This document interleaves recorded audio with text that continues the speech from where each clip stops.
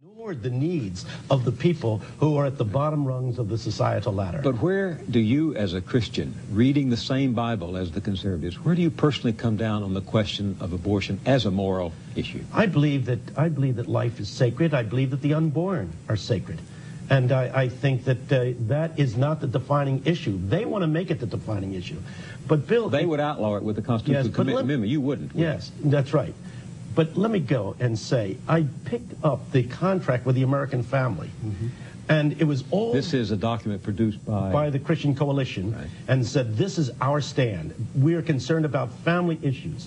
Look on page 18 of the contract with the American family, the statement drawn up by the Christian Coalition. You will read these words. Our primary concern is bringing lower taxes into the American society. Now, I want to know, are they really concerned about moral issues, or is this simply a facade to stick it to the poor and bring down taxes so that the upper rich people of this country don't have to pay as much?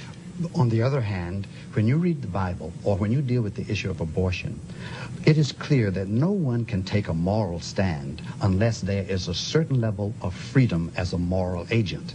So then, even if you think that your position is to preserve the sacredness of life at all stages, you would also have to be interested in preserving the opportunity of people to make moral choices. If you cut one piece of that, then there is no real strength in the moral position that's taken elsewhere. So with respect to abortion, I think that if you get the pro-lifers and the pro-choicers together, and they really sat down to talk about it honestly, they all know that termination of pregnancies is a moral problem. They would also probably, if they talked long enough, acknowledge that if you get to the place where the law of the land robs people of the freedom of their choice with respect to how they're going to live with the complications of their lives, I think they'd agree with that. So the real operative word is and. Strong moral commitment to the sacredness of life at all stages, and the capacity of people in the complications of life to make choices.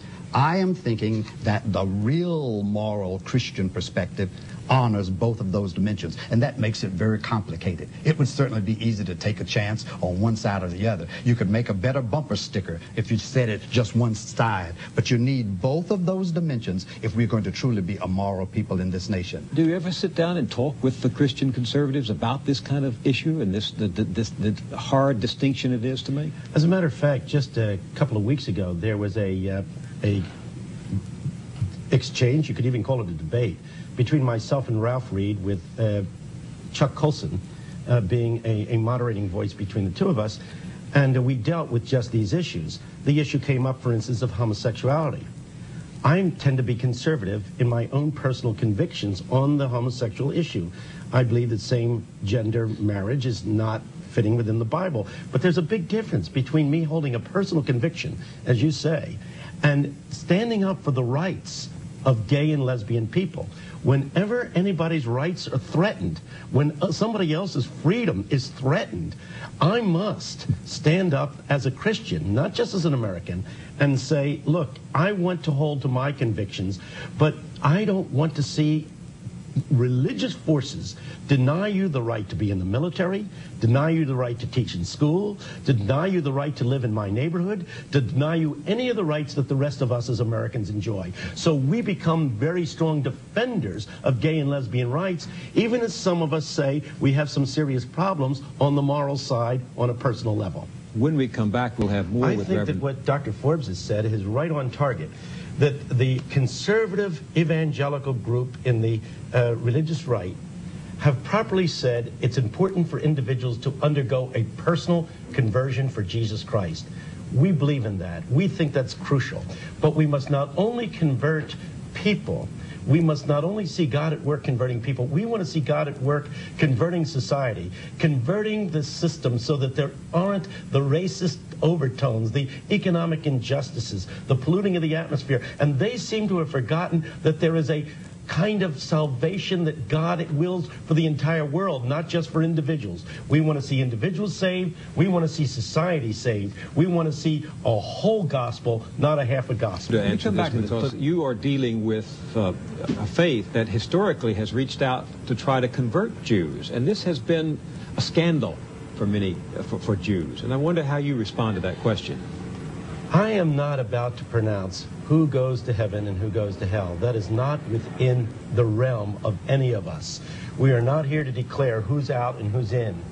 All we are here to do is to say what is meaningful in our own lives, what has been significant in our own personal experiences with God. I have come to know God through Jesus Christ. He is the only way that I know God. And so I preach Jesus. And I am not about to make judgments about my Jewish brothers and my Muslim brothers and sisters. I'm just not about to make those kinds of statements.